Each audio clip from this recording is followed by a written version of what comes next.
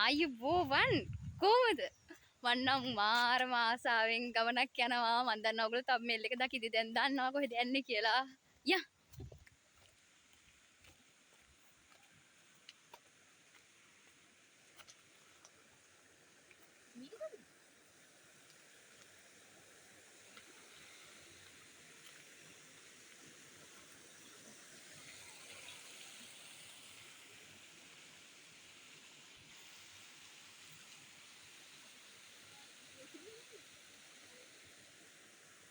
මෙච්චරද නෑනේ. අපි උඩට තව ගිහින් බලමු.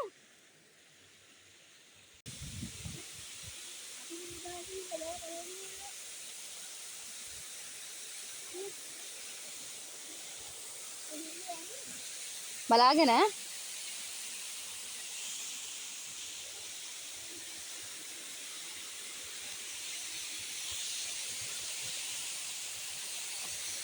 බලාගෙන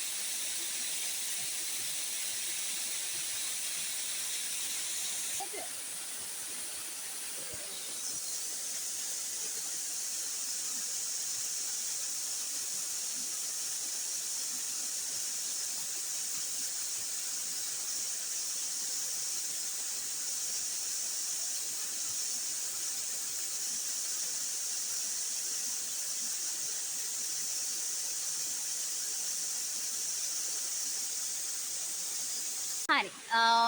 මේ ඇල්ල ගැන එක එක කතා කට්ටිය කියනවා. මම ඉස්සරහදී නැන්ද කෙනෙක්ගෙන් උතහන්න ඕනේ මොකද්ද මේකේ විශේෂත්වය කියලා. ඒගොල්ලෝ නම් කියන්නේ ලොකු ඉතිහාස කතන්දරයක් මේකට නෑ කියලා.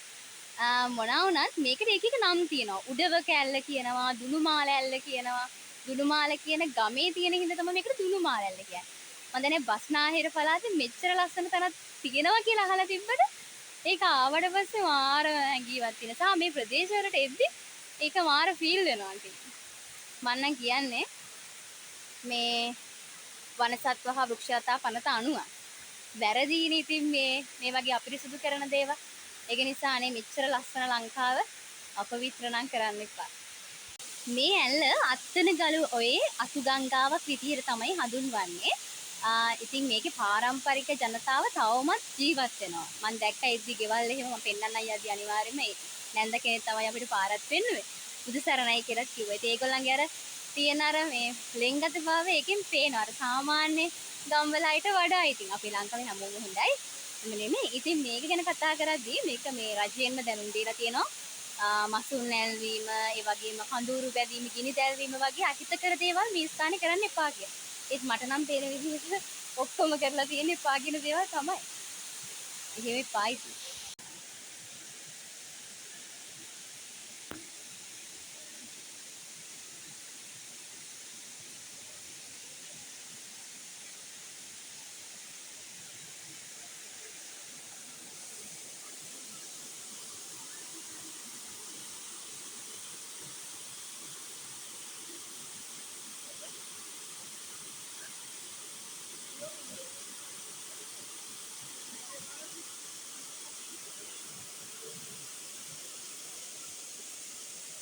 අර උඩින් පේනවා නේද? මම හිතන්නේ එහෙනොත් එන්න පුළුවන්.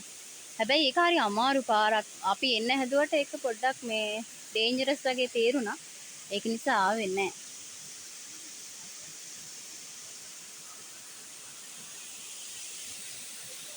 මේ විදිහට තමයි ලස්සන දියැලක් බලන්න ආපු ගමන අවසන් වෙන්නේ. ඉතින් ආදරෙන් මතක් කරනවා මේ ලස්සන තැන් තවත් ලස්සන කරන්න බෝතල් කටු ඒ වගේ දේවල් දාලා යන්න එපා. බෝතල් ප්ලාස්ටික් හැම තැනම. ඉතින් මම ඒකයි කියන්නේ මේ සුන්දර පරිසරයේ ලස්සන විදිහින් එන්න හැබැයි ආරක්ෂා කරලා. ඊගෙන නම් ආයි ලස්සන වීඩියෝ එකක් හම්බෙනවා. මේ සංචාරය එක්ක